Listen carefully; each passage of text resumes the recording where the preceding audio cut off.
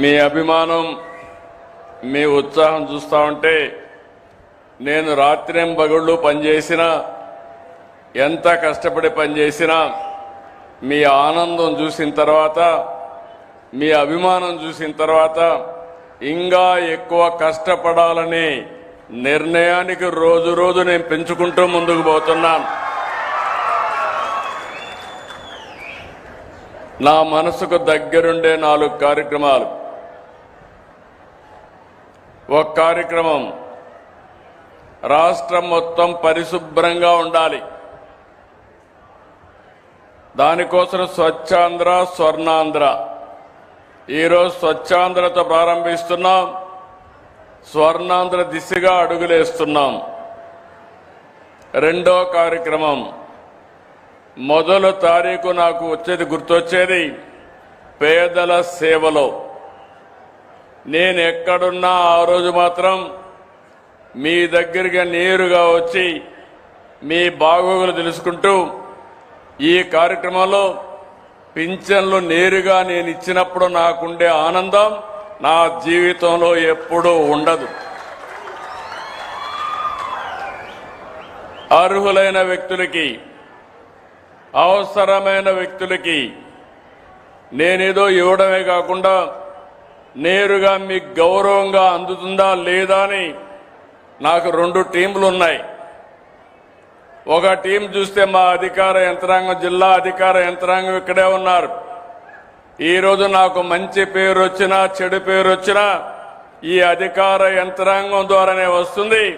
ఈరోజు మనం సాధించిన విజయానికి కూడా మనందరం కారకులం. రెండో టీం నాకు ఎప్పుడూ అనునిత్యం నాతో ఉండేది మా తెలుగుదేశం పార్టీ కుటుంబ సభ్యులు. Beauty of democracy. అధికారం ఉంటే అధికార యంత్రాంగంతో పనిచేపిస్తాం. మిగిలినప్పుడు నన్ను ఎప్పుడు అంటిపెట్టుకుని అనునిత్యం కంటికి రెప్పలా కాపాడే నా కుటుంబ సభ్యులను నా జీవితంలో మరిచిపోలేను. అందరికీ ఒకే మాట చెప్పాను. నా జీవితాశయం పేదరికం లేని సమాజం చూడాలని, ఆర్థిక అసమానతలు తగ్గాలని, అందరికీ జీవన ప్రమాణాలు పెరగాలనేది నా ఆలోచన. దానికోసం పనిచేస్తున్న మిమ్మల్ని అందరినీ మరొకసారి అభినందిస్తున్నా. మూడో కార్యక్రమం కొత్తగా తీసుకొస్తున్నాను. జనాభా తగ్గిపోతా ఉంది. ఎప్పుడైతే ఆదాయం పెరుగుతా ఉందో ఆటోమేటిక్గా కొంతమంది ఒక పిల్లవాడితోనే సర్ది పెట్టుకుంటున్నారు. ఒకవేళ మగ పిల్లవాడు కాకపోతే మళ్ళా ట్రై చేసే పరిస్థితికి వస్తున్నారు. ఇంకో పక్కన మీరు చూస్తే దీనివల్ల 2.1 జనాభా ఉండాలి రీప్లేస్మెంట్ లెవెల్కి. అంటే జీవితకాలంలో ఒక దంపతులు 2.1కి జన్మనిస్తే జనాభా నియంత్రణ అంటే సమగ్రంగా జరుగుతుంది. కానీ కొన్ని దేశాల్లో జనాభా తగ్గిపోయింది, ముసలివాళ్ల సంఖ్య పెరిగింది. దీనివల్ల ఆ దేశాల్లో ఆర్థిక వ్యవస్థ దెబ్బతిని కడాన వాళ్ళు పనిచేసేది మెషిన్ల కోసం పనిచేసే పరిస్థితికి వచ్చారు. నేను చాలాసార్లు ఆలోచించాను. ఒకప్పుడు కుటుంబ నియంత్రణ కోసం నేను పనిచేశాను. ఈరోజు మళ్ళీ పిల్లలి సంపద, పిల్లల కోసం మనం అందరం కూడా కృషి చేయాల్సిన అవసరం వచ్చిందని మీ అందరికీ తెలియజేస్తున్నా. అందుకని నేను ఇంకొక నిర్ణయం కూడా చేసుకొని నెలలో వస్తున్నా మీ దగ్గరికి. మూడో చైల్డ్కి 30,000 రూపాయలు పుట్టిన వెంటనే ఇస్తాం. 4వ చైల్డ్కి 40,000 రూపాయలు ఇస్తాం.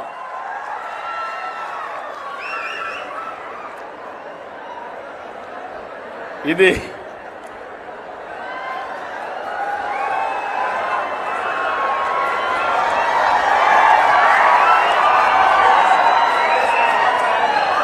ఏంటి? ఇది కరెక్ట్ అయిన నిర్ణయం అని మిమ్మల్ని అడుగుతున్నా. మా ఆడబిడ్డలు చెప్పండి అమ్మా, మీరేమంటారు? మీరే సృష్టి కర్తలు, మీరు లేకపోతే సృష్టి లేదు. అలాంటి మనందరం కూడా ఆలోచించుకోవాల్సిన అవసరం ఉంది. నేను వస్తాను. మీరు అనుకుంటున్నారు పిల్లలు భారం అని. కాదు, పిల్లలే మీకు సంపదను నిరూపించే బాధ్యత నాదని మరొక్కసారి హామీ ఇస్తున్నా. ఇంకా పగడ్బందీగా చేస్తాం. అంగన్వాడీలను ఇంకా బాగా చేయడం. మొదటి తారీఖు వస్తానే మీ అకౌంట్లో 15,000 రూపాయలు తల్లికి వందనం కింద మీ అకౌంట్లో వేస్తున్నా. భగవంతుడు కరుణిస్తే ఇంకా పెంచే బాధ్యత కూడా తీసుకుంటానని మీ అందరికీ హామీ ఇస్తున్నా. ఇప్పుడిప్పుడు చాలా కష్టాలున్నాయి, ఇవన్నీ అధిగమించాలి. 4వ ప్రోగ్రాం ఈరోజు నేను చేసే పని మీరు చూస్తే 5 సంవత్సరాలు గొడ్డలి పార్టీ చేసిన అరాచకం, మీ ఆస్తులన్నీ మార్చేశారు. అందుకే నేను ఒకటి ఆలోచించాను, జీవితంలో మళ్లీ మీ భూముల జోలుకు రాకుండా టెక్నాలజీ బాగా అభివృద్ధి చేశాం.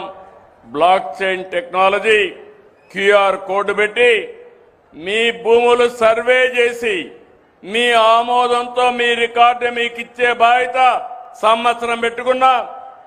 రాబోయే 2027 మార్చికి ఎక్కడా భూ తగాదాలు లేకుండా చేసే బాధ్యత ఈ ప్రభుత్వానిది. ఈ 4 తీసుకొని అనుకుంటే లాభం లేదు.